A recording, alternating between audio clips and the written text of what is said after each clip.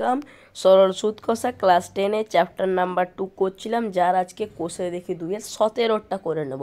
16 নম্বর পর্যন্ত হয়েছে, আজকে 17 নম্বর করে নিচ্ছি, একবার দেখে নিচ্ছি। ঠিক আছে, 17 নম্বরেরটা ঠিক আছে। কি বলেছে? রেখা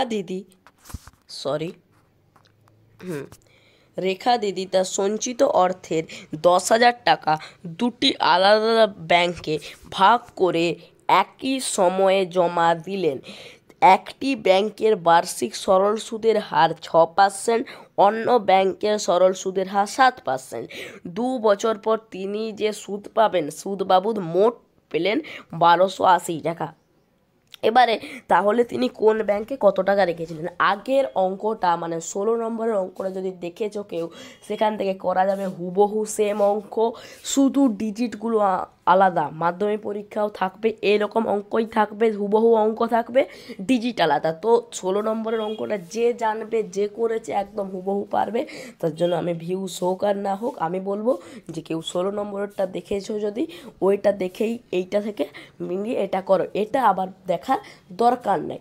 এবার করার জন্য ওখানে যে ডিজিটগুলোর সঙ্গে সম্পর্কযুক্ত সেইটা আমরা করে দিচ্ছি, কোনটার সঙ্গে কোনটা সেম আমি দেখিয়ে দিচ্ছি। এই যে 16 নাম্বারটা এবং 17 নাম্বারটা, 16 নাম্বারের ক্ষেত্রে যে 1 লাখ টাকাটা পেয়েছিল অবসরের সময়, সেটাই হচ্ছে এই ক্ষেত্রে রেখা দিদির সঞ্চয়। মানে এইখানে এই 1 লাখ টাকাটা হচ্ছে এখানে 10,000 টাকা, ঠিক আছে। এরপরে বলেছে দুটি আলাদা আলাদা ব্যাংক, আর ওখানে বলেছে ব্যাংক পোস্ট অফিস। তাহলে ওখানে একটা ব্যাংক একটা পোস্ট অফিস, এখানে দুটো ব্যাংক। তাহলে এখানে বলতে পারি যে প্রথমে যে ব্যাংকটা আছে সেটা প্রথম ব্যাংকের সঙ্গে সমান হবে, আর দ্বিতীয় যেটা পোস্ট অফিস আছে সেটা আমাদের দ্বিতীয় ব্যাংকের সঙ্গে সমান হবে, অন্য ব্যাংকের সঙ্গে সমান হবে, এইটা হবে। এরপরে যেটা বলেছে দুটো রেট অফ ইন্টারেস্ট ছিল, তখন ছিল 5%, 6%, আর এখানে আছে 6% ও 7%, ঠিক আছে। এবারে ওখানে যে সময়টা ছিল বার্ষিক, এখানে আছে ওটা 2 বছরে, মানে ওটাই 1 বছর ছিল, এটাই 2 বছর আছে, 2 বছর আছে। এবারে ওখানে যেটা সুদ বাবদ মোট দুটো মিলিয়ে যে সুদ পাওয়া যেত সেটা 5,400 টাকা, এখানে ওইটাই 1,280 টাকা বা 1,280 টাকা। তাহলে একদম সেম অঙ্ক, যেমন করেছিলাম সেইভাবেই করব। যদি কেউ অঙ্ক দেখেছো তাহলে ভিডিও দেখার দরকার নেই, আমি নিজেই বলছি, আর বাকি নাই তো আমি ভিডিও স্টার্ট করছি। তাহলে আমরা করছি 17 নম্বরেরটা, ঠিক আছে। তাহলে প্রথমে মনে করে নিই, তাহলে মনে করি তিনি দিয়েই সম্বোধন করছি। তিনি প্রথম একটা ব্যাংক আর দুটো আলাদা আলাদা ব্যাংক আছে, তাহলে প্রথম ব্যাংক আর তৃতীয় ব্যাংক করছি আমরা। প্রথম ব্যাংকে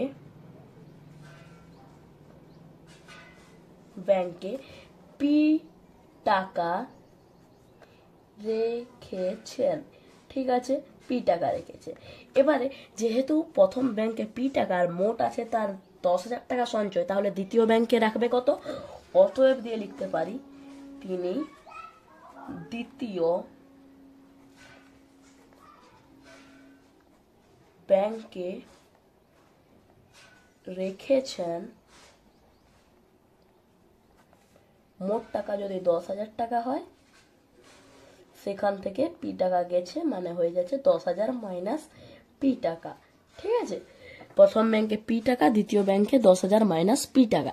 এবারে এক এক করে 3টে যে বিষয় আছে আমরা দু ক্ষেত্রে লিখে নিচ্ছি। তাহলে বিষয়গুলো কি একবার লিখে নিই। বিষয়গুলো হচ্ছে আমাদের ঠিক আছে, বিষয়গুলো হচ্ছে প্রথমে আসল বা মূলধন, সময়, এবং আর একটা হচ্ছে বার্ষিক সরল সুদের হার,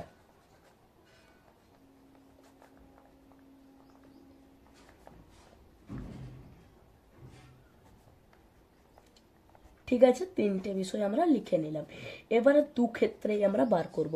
প্রথমে এই ক্ষেত্রে এখানে একটা মিডিল একটা পোর্শন দিয়ে দিই, এখানে আছে প্রথম ব্যাংক, ধরে নিই প্রথম ব্যাংক, আর এখানে ধরছি দ্বিতীয় ব্যাংক,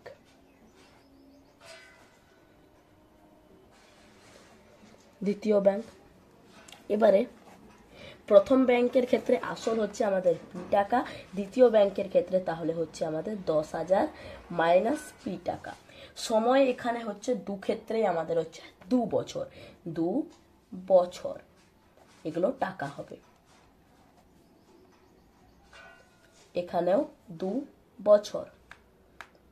এরপরে বলছে বার্ষিক সরল সুদের হার, সেটা হচ্ছে রেট অফ ইন্টারেস্ট হচ্ছে একটা ব্যাংকে 6%, একটা ব্যাংকে 7%।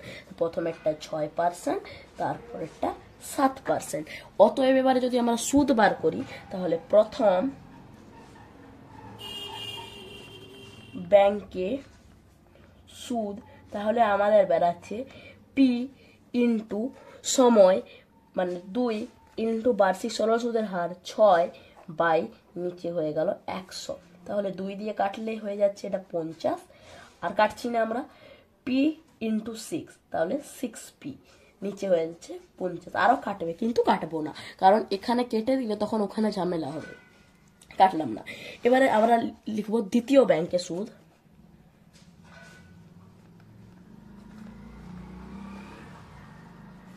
দ্বিতীয় ব্যাংকে সুদ কত হবে, টাকাটা হচ্ছে 10,000 মাইনাস পি, সময়টা সেই 2 বছর, এবং বার্ষিক সরল সুদের হার হচ্ছে 7%, নিচে 100, 2 দিয়ে কাটলে হয়ে যাবে 50। এবারে লিখে দিই, এখানে উপরে আছে 10,000 মাইনাস পি ইন্টু 7, তাহলে 10,000-এর সঙ্গে 7 গুণ করলে 70,000, আর মাইনাস পি এর সঙ্গে 7 গুণ করলে মাইনাস 7p, তাহলে মাইনাস 7p বাই নিচে 50। এবারে এই ক্ষেত্রে এই টাকাটা সুদ, এই টাকাটা সুদ প্রথম ব্যাংকের ক্ষেত্রে, দ্বিতীয় ব্যাংকের ক্ষেত্রে এই টাকাটা সুদ, ঠিক আছে।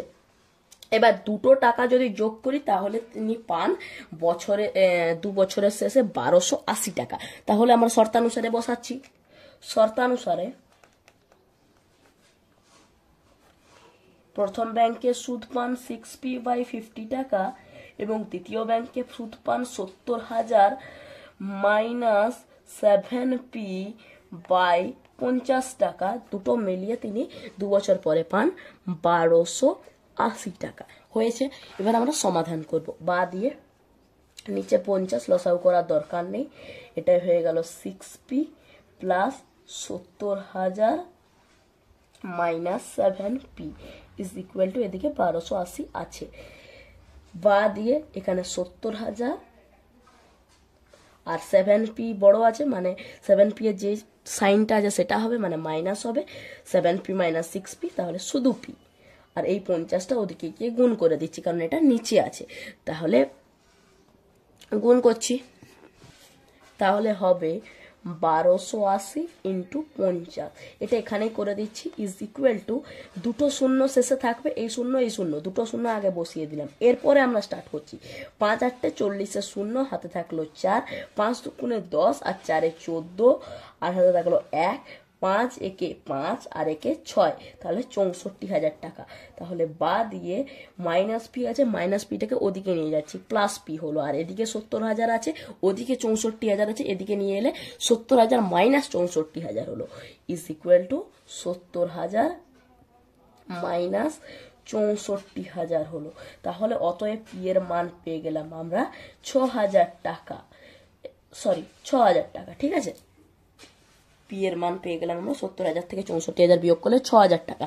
এবার যেহেতু পি এর মান 6,000 টাকা, তাহলে 10,000 মাইনাস পি সমান হয়ে যাচ্ছে আমাদের 10,000 মাইনাস পি মানে হয়ে যাচ্ছে আমাদের 4,000 টাকা, ঠিক আছে। 10,000 পি এর মান যদি 6,000 হয় তাহলে 10,000 থেকে পি বিয়োগ করলে হয়ে যাবে 4,000 টাকা। অতএব যে তিনি প্রথম ব্যাংকে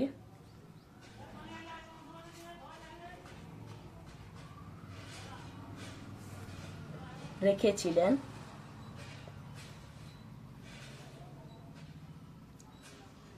6,000 টাকা, এবং দ্বিতীয় ব্যাংকে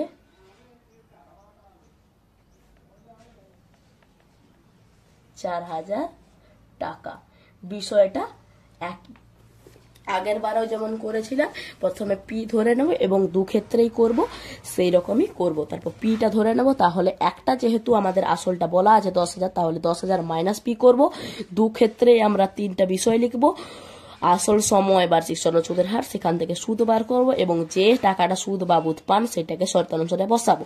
একটা পি এর মান বার হয়ে গেলে আর একটা পি এর মান বেরিয়ে যাবে এবং দু ক্ষেত্রে তাহলে লিখে দেবো ৬,০০০ টাকা এবং ৪,০০০ টাকা। তাহলে থ্যাংকস ফর ওয়াচিং।